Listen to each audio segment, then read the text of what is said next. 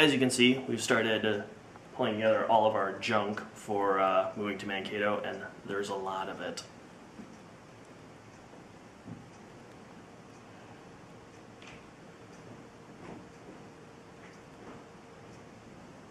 Of course, part of going through all your junk is that you find interesting things, like model rockets.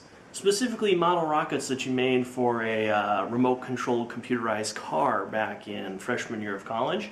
And you may or may not have intended these to be like missiles from the car, and so you may or may not have actually glued on the cap so there's no rescue chute in these. So if you were to shoot it off, it would likely be destroyed. Well, what are you going to do with something like that? I'll tell you what you do with something like that. You build a rocket car! Rocket cars! Yes. This one was a little more finicky, so I had to use some extra tape. This one came out pretty nicely. And the great part about rocket cars, you don't actually need to have the wheels touch the ground, because they're rocket cars! So, I think we're all... You know what? I have 5 rocket engines, but only 2 rockets.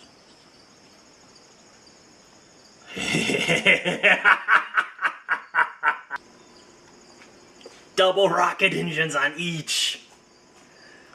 Yes, this has become patently ridiculous, mainly because if we actually put one of these on a level surface... Uh-oh. That one doesn't sit even remotely right. So basically, this will be a very interesting race between the two of them. Now it's time to actually wire up the igniters.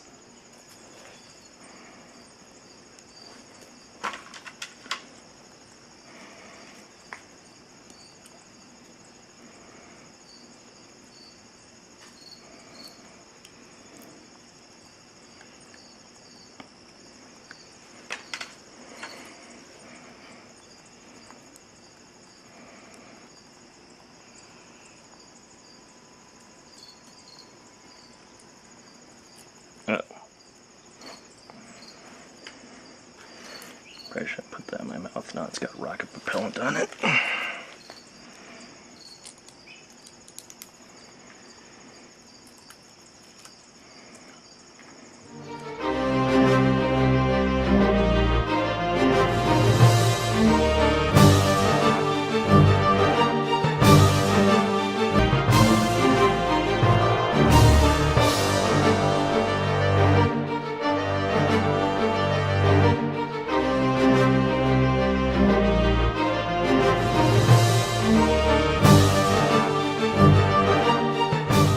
Folks, the big moment, a super race between blue and red rocket cars with double engines.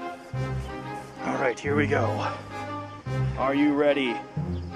I hope you're ready. I'm not quite ready. Hold on.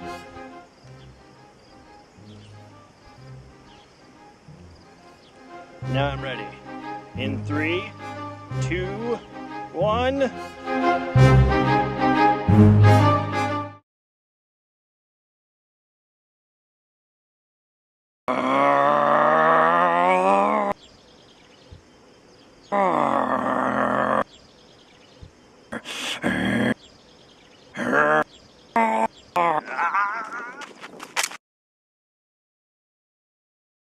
And the moral of the story is, don't use 8-year-old rocket engines for your YouTube videos.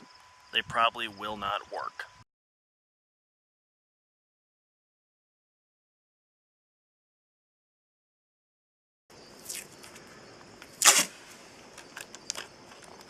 And we're using masking tape, which is the worst tape to be using. Need to find some rocket